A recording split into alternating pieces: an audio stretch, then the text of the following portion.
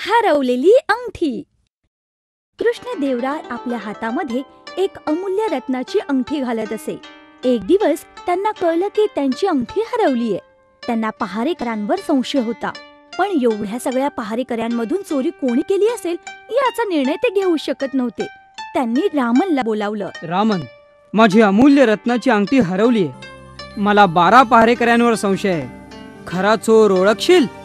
महाराज, चोराला पकडण्यासाठी माझ्याकडे एक योजना आहे, पण त्याकरता मला काय बक्षीस मिळेल महाराज? चोराला पकडलंस तर तुला 100 सुवर्ण मुद्रा.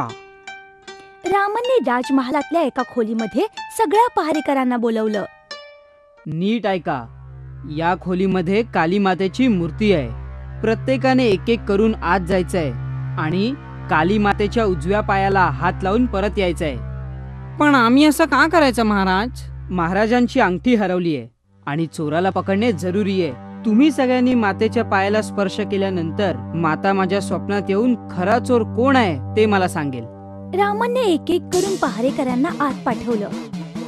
पहारेकऱ्यांनी आपला हात काली मातेच्या पायावर ठेवला. जेव्हा ते बाहेर आले, सर्वांनी मला उजवा हात दाखवा, मला वास घेऊ दे. रामनने पहिल्या 6 पहारेकऱ्यांना जायला सांगितलं आणि 7व्या पहारेकऱ्याचा हाताचा वास घेतला.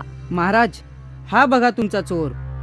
मला क्षमा करा महाराज, माझी चूक झाली. मी अंगठी परत करतो. राजाने त्या पहारेकऱ्याला कारागृहात टाकायची आज्ञा दिली. तू त्याला कसं ओळखलंस रामन? तू तर म्हणाला होतास की काली माता तुझ्या स्वप्नात येईल. ओ, खूपच सोपं आहे महाराज. मी काली मातेच्या उजव्या पायावर सुगंधित द्रव्य लावून ठेवलं होतं. जो मातेच्या पायाला हात लावी त्याच्या हाताला सुगंधित द्रव्य लागे. पण हा शिपाई घाबरला होता आणि त्यांनी मातेच्या पायावर हातच ठेवला नाही आणि त्याच्यावरून मी ओळखलं की हाच चोर आहे.